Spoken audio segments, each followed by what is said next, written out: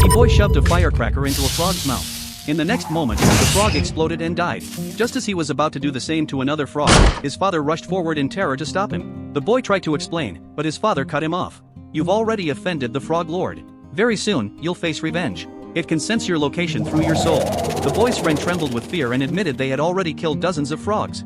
Upon hearing this, the father kicked him aside in anger. He then said goodbye to his wife and took the boy with him to the frog territory to apologize. On the way, the father began telling a story. When he was young, there was a classmate who looked like a frog. He had no neck, loved playing with frogs, but was constantly mocked and excluded. Other students would even harm frogs in front of him. Later, every single classmate who had mistreated him mysteriously vanished. It turned out he had made a pact with the frog lord for revenge. A curse fell upon him, his appearance gradually turned more and more frog-like, until he disappeared completely. The father tried to comfort the boy. "Don't be afraid. If they dare touch you, I'll blow their heads off." But before he finished speaking, a massive tongue wrapped around them both.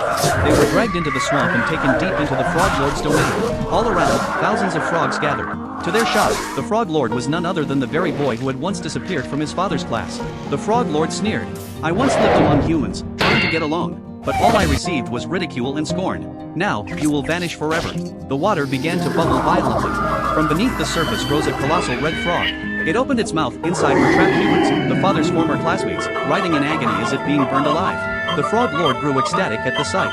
In that critical moment, the father recited an incantation, cloaking himself and his son in temporary invisibility. But soon, one frog sensed the boy's presence, and the two of them were exposed. The red frog shot out its tongue, aiming to swallow the father whole, while another frog lunged at the boy.